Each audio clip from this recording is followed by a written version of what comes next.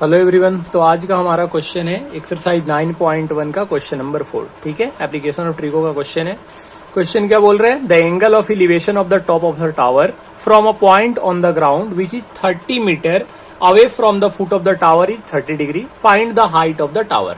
ठीक है, एक कोई टावर है जिसके फुट से 30 मीटर की दूरी से जब हम उस टावर के टॉप को देखते हैं तो कितने डिग्री का एंगल बनता है? 30 डिग्री का एंगल बनता है। तो आपको टावर की हाइट निकालनी है। ठीक है, इसके लिए सबसे पहले हम एक ट्रायंगल बनाएंगे।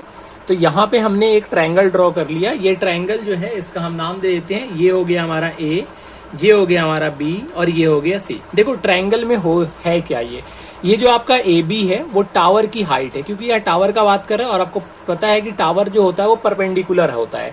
तो ये जो आपका ए बी है वो बिल्कुल परपेंडिकुलर है, जिसका मतलब ये कितने डिग्री का एंगल बना रहा है? तो ये आपका 90 डिग्री का एंगल बना रहा है। ठीक है, ये कितने डिग्री का एंगल बना रहा है? ये 90 डिग्री का एंगल बना रहा है। तो यहाँ पे आपका ए बी सी 90 डिग्री का बन रहा है। ए बी आपका टावर है, तो आप यहाँ पे लिख दोगे let A B is a tower.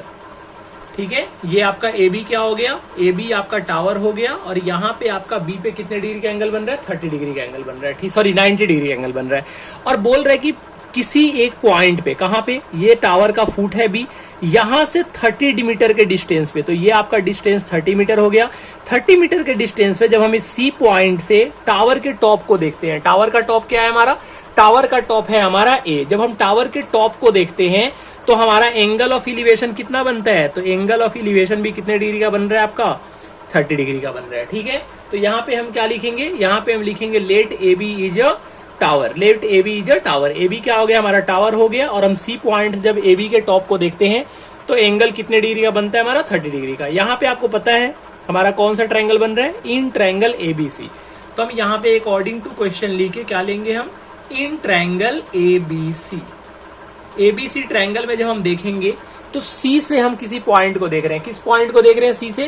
सी से हम ए पॉइंट को देख रहे हैं। तो जब ए पॉइंट को देख रहे हैं तो यहाँ पे 30 डिग्री बन रहा है। आप पहले देखा करो क्वेश्चन में ये नोटिस करो कि आपको दिया क्या हुआ है। देखो जब भी एंगल होता है ना, कोई भी एंगल हो, कोई भी एक्यूट एंगल हो, उसके सामने, उसके बिल्कुल सामने वाला जो साइड होता है वो आपका परपेंडिकुलर होता है। मतलब ये आपका पी है, ये तो आपको पता ही है, लॉन्गेस्ट साइड को हम हाइपोटेनस बोलते हैं। तो ये आपका क्या निकल के आ गया? ये आपका आ गया बी।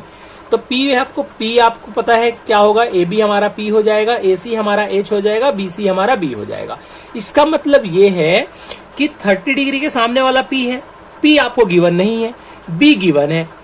पी गिवन नहीं है, बी गिवन है। ध्यान से देखो, एक एंगल गिवन है, पी की वैल्यू गिवन है, लेकिन बी की वैल्यू गिवन नहीं है। आप जानते हो कि पी और बी के बीच में किसका रिलेशन बनता है?